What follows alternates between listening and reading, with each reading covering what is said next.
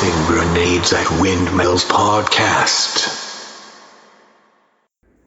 He apparently, when he went home, he was a big hero at home, but his wife, he didn't get along. His mother-in-law was an asshole who was constantly meddling in the marriage. And this is part of where my father not wanting to meddle too much in my marriage, and then that got passed on down to me, and some of what some members of the family see as me not being nurturing as me keeping my distance.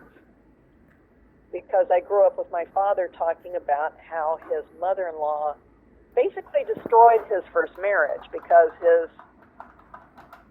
every time they'd have a fight, Eunice would run home to Mama. And he finally told her, look, you either live with me or you live with your mother. And she chose to live with her mother. And so they got divorced, and my mother says, and again, this is not, there are things my father told me and things my mother told me. The things about his mother-in-law's interference in the marriage, my father told me that. And the stuff about you either live with me or you live with your mother. My father told me that. That she basically broke up the marriage by continually interfering. And she didn't like him, and he didn't like her. And apparently they were crazy about each other. And even, well, I'll get to that in a minute. But my mother tells me that he did nothing to contest the divorce. That, of course, my mother told me this stuff about Mary Ann perhaps being not his child. I don't have a lot of detail about other things. But apparently, which is unheard of at the time in the divorce, my father didn't have to pay alimony or child support, but he did. He chose to. That is fascinating. Pay child support and alimony, and did until the youngest child was out of high school. Because he cared about his kids, and he cared about what happened to her, and she never remarried. But my Aunt Ellen actually, and I remember her showing up, I think it was when I was in high school. I was either in junior high or high school. And she showed up, and I don't remember the conversations. I was probably off doing other things because I didn't want to talk about whatever they were talking about. I wish I had been more involved, because there's some questions I would like to ask now that I can't because, I was off doing other things. But apparently Aunt Ellen spent the entire visit talking about how great, how much Daddy and Eunice loved each other, and how he belonged with her, and blah-de-blah-de-blah-de-blah. My mother hated those people, hated them, and I don't blame her. I mean, how dare you come to visit your brother and spend the whole time talking about how he belongs with his first wife, who treated him like dirt after he came home. He came home a hero. He came home disabled. He came home needing love and care. He was fucked up. And Ulysses' response was to go live with her mother and have an affair with one of his brothers. And the fact that my father was not required to pay child support or alimony tells me that, yeah, she probably had an affair with Chubb, who I think became a lawyer. I think he became a lawyer, too. And Jimmy looks a lot like Chubb, too. So there's the type 2 diabetes runs in the family, on both sides of my family. So they were both heavy set. Anyway, there was something else I was going to mention. I said we'll talk about that later, and now I can't remember what it was. Oh, well.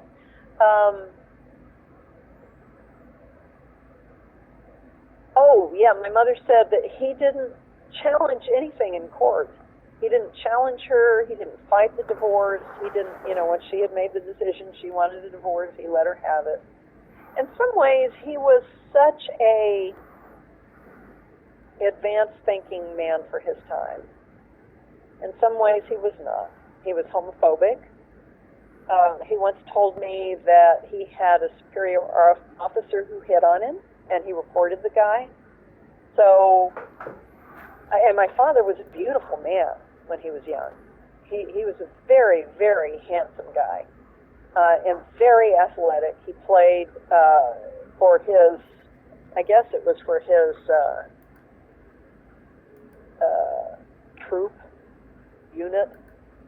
He played basketball. He played not volleyball, basketball, baseball. He boxed. He was a boxer. But, you know, any sport, he and Randy remind me so much of each other. Your brother Randy. Because Randy is also very disciplined in a lot of ways. His mind works similarly. He's very athletically inclined. You know, once he makes up his mind to do something, he becomes very good at it. But that's how my father was when he was in the Army. And I remember him telling me, you know, playing basketball, he said that, you know, all these tall guys are playing basketball. And he said, I just ran around between their legs, you know. So he was like, oh, that was the thing I was saying, that he said that if I had known I would have lived this long, I would have treated myself better. He really didn't think he was going to live that long. I found out later Yogi Berra or somebody had said something very similar. It was one of those many things he said that I thought he was so clever about that was actually stolen from somebody else. He did that all the time. He was quite the guy. He and my mother both had a sense of humor. And, you know, for the most part, they were good buddies after they moved to Augusta. He had one incident where he got drunk. He actually moved to Augusta partly to get away from his drinking buddies, so he could stop drinking, because he couldn't stop drinking. He was smart enough to realize that they were enabling his drinking. So that's part of the reason. The other part of the reason is when they first started looking for a place to live, he wanted to get a mobile home, because he knew I was going to be moving around the country, because my husband worked for an oil company, and he wanted to be able to kind of stay in range of us so we could visit them and they could visit us without getting too close and being too meddlesome. That sounds like it was a brilliant idea. It was, but my mother said, Blackie, I'm not going to be moving all over the country like a gypsy or something. I don't remember the term she used. I'm not going to do that. If we're going to move, we're going to get a house. So, and we were actually looking at mobile homes when I was in high school. He wanted a mobile home. I believe it. I'm kind of amazed that he didn't push forward a little bit more, but I think it's mainly because she was probably the primary breadwinner, I bet. And the problem with a mobile home is you have one entrance and one exit. So if he's going to get roaring drunk and you're in a fucking mobile home, it's really hard to escape.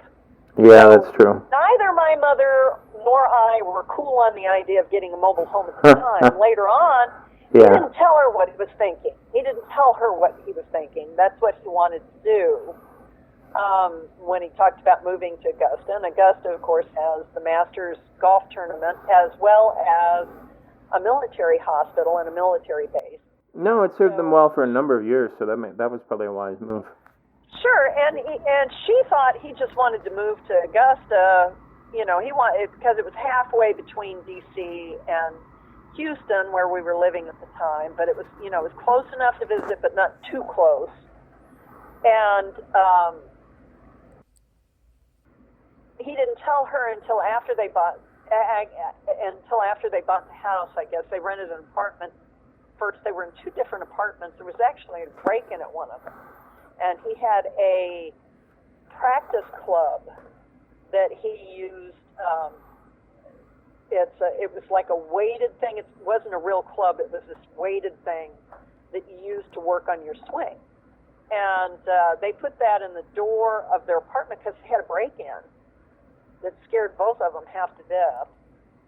So they were always kind of paranoid, and I think that's when they got the house. But that's... but he didn't tell her until afterwards. Yeah, that's why I wanted to get a mobile home, is so that when Josie moves to like Casper, Wyoming, we could move to like Denver or something, which is close enough, but not too close. So, excuse me. Anyway, but after he stopped drinking, they got along pretty well for the most part.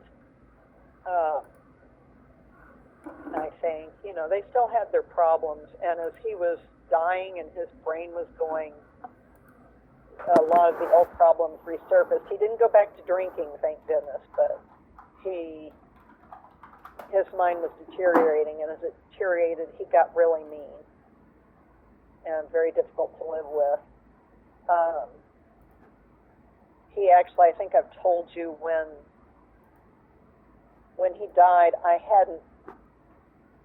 saw him, but he hadn't seen me or the kids for like 3 years, because the last time we had been to Augusta to visit, your dad and Mama went out to do some grocery shopping and run some errands and left me alone with Daddy and the kids. And I wondered if nursing Jenny upset him somehow. It might have. He might have been uncomfortable with that.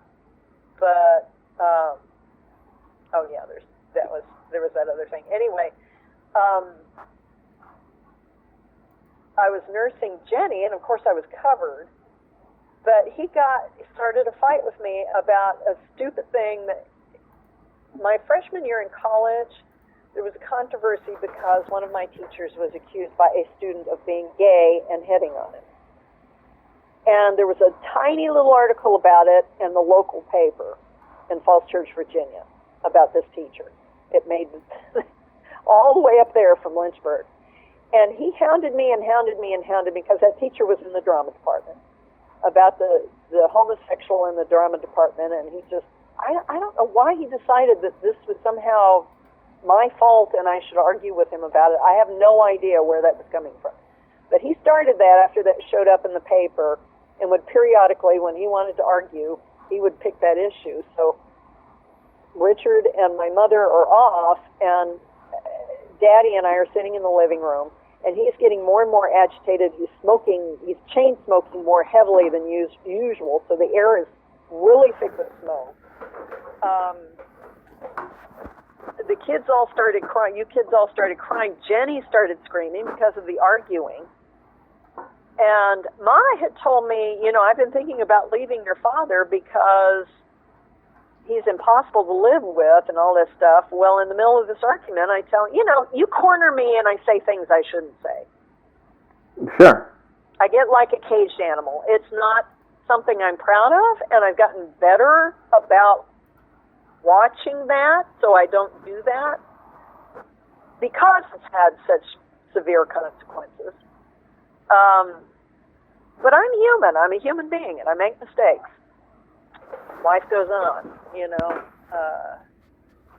Show me somebody who doesn't make mistakes, and I'll show you a liar. Because everybody makes mistakes. They're just better at hiding it than other people. Anyway, but yeah, so I'm sitting here with Jenny trying to nurse, and she's crying, and all the kids are yelling and everything, and the air is so thick with smoke you can't see your hand stretched out in front of you. And my father's ragging on me about this teacher. And I finally said, I don't remember exactly what I said, but I said something to the effect of, Mama's going to leave you. And he got real quiet. I said, because you are so impossible to live with. And he was like, yeah, that just, the bottom fell out of everything. He got real quiet and he was upset, but he didn't argue with me about it. He just said, this is, it was obviously really gutted him to hear that. And when my mother and your father got back, I told them what happened, and my mother was really, really angry with me. And so there was, a few weeks of talking about all this stuff. And, she said, I told you that in confidence. I said, yeah, but, I'm tired of you. I'm tired of being your confidant for everything. I've been your confidant since I was practically a baby. You know, and it's time for you to stop talking to me about your problems with Daddy and talk to him about your problems with him. You know, because that's what she did. She never discussed these things with him. She, you know, come to me and in this angry, hissy, quiet voice, which is where I guess I get it from. Skip tells me I get really, really quiet when I'm really angry, and that it's terrifying. I believe him, but this is what my mother used to do, is just, you know, go on and on and on about all the things my father did to her, but she'd never talk to him about them, you know. At least things that I go on to write about with your dad, I did talk to him about many, many times. He just didn't listen. So, anyway, what was I going back to? There was something, I can't remember. Anyway, how long have we been talking? About an hour. This is probably a good stopping point. And we got the basics of grandfather. I mean, not all of it, and there certainly will be more, but I think... and more stuff will come out. Oh, that was the other thing. Is that when I was a kid, I remember especially the year I was 9, there were all these...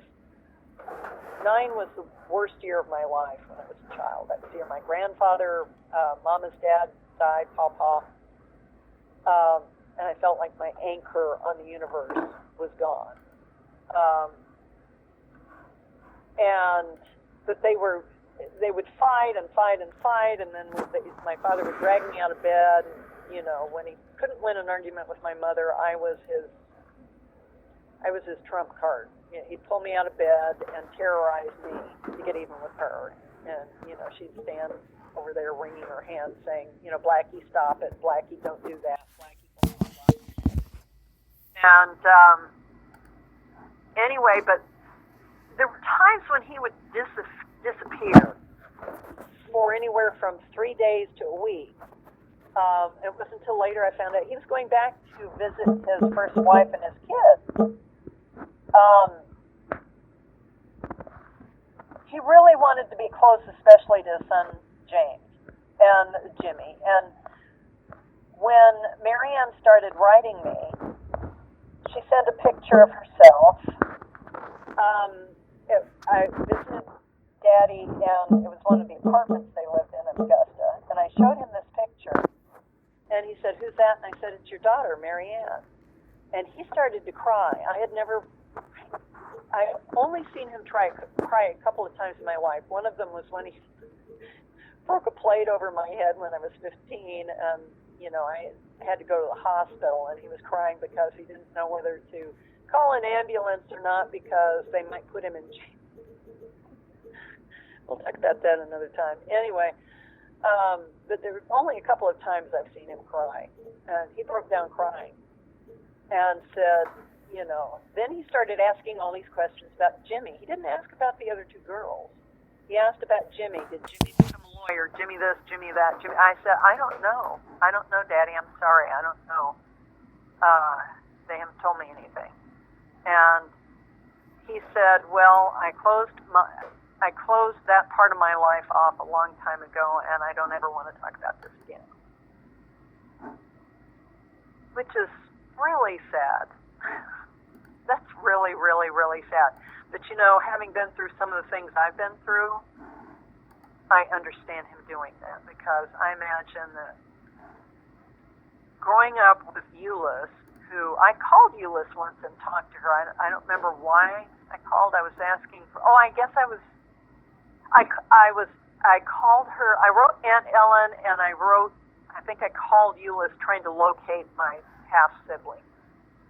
And Aunt Ellen said, I got letters from you both, as Marion had written her too, and she just sent us each other's letters. So that's how we began communicating. Euless, when I talked to her, was not at all a likable person. Of course, she's talking to the child of her ex-husband's second wife. So maybe that colored the conversation. I can't really sit in judgment of her. But from everything I could see, my mother was right. She raised those kids to hate all of us, to just hate all of us, and especially me.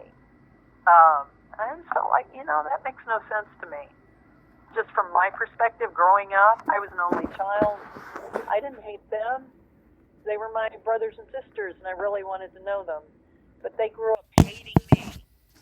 So, whatever. And I imagine that after years of that poison being poured into the kids' ears, at some point my father stopped visiting, probably about the time Jimmy hit his teenage years, and he probably did what a lot of teenage boys do and became an asshole, and on top of it, he really hated his dad, so it probably came close to fisticuffs or something with Jimmy. I don't know. But at some point, Daddy stopped visiting them, stopped talking about them. All of that went away. And I don't even know if any of them are still alive or dead or what's going on with them. I don't think any of them ever had children. Oh, wait a minute. I take that back. Marianne had a little girl. And Shannon. Her name is Shannon. And she sent me some of Shannon's clothes after Jenny was born. And actually, we have a picture of Jenny in a little blue outfit, the little baby blue bonnet and dress, really pretty. And that was Shannon's. My half-sister Marianne sent that. So some of the clothes Jenny wore when she was a baby were from her cousin, Shannon.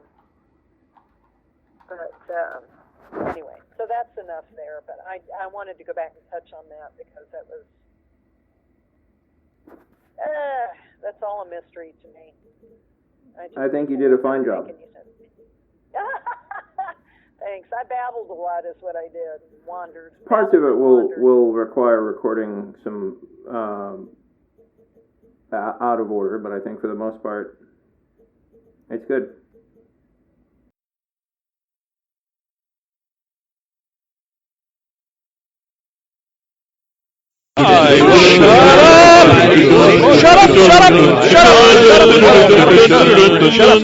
Shut up!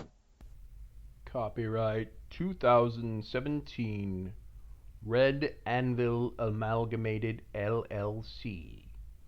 For more of this and other worlds, visit redanvilcreative.com.